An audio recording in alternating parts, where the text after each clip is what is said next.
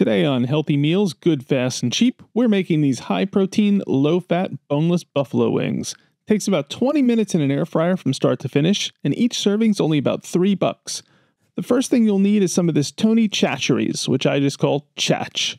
I really do put this stuff on everything. It's indispensable. Next, you'll need about 2 pounds of boneless, skinless chicken thighs, cut into strips.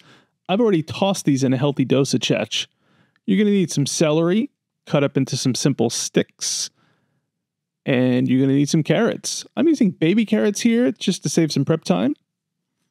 You're going to need some crumbled blue cheese. You can buy a hunk of it and chop it up yourself, or just buy it pre-crumbled like this to save time.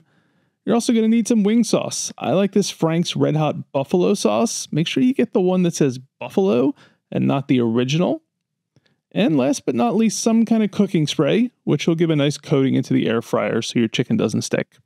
Now put the chicken in a single layer in your basket and put it into your preheated air fryer at 450 Fahrenheit for about 12 minutes.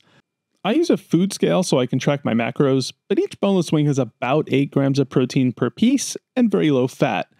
I'll drizzle buffalo sauce on top so that the wings can stay crispier, but you could easily put some sauce in the wings in a bowl and really toss them to get super covered and saucy if you prefer.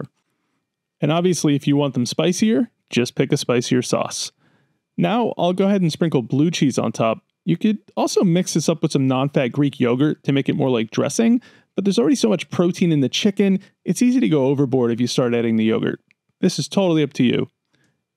And there you have it. Another healthy meal, good, fast, and cheap. Thanks so much for watching.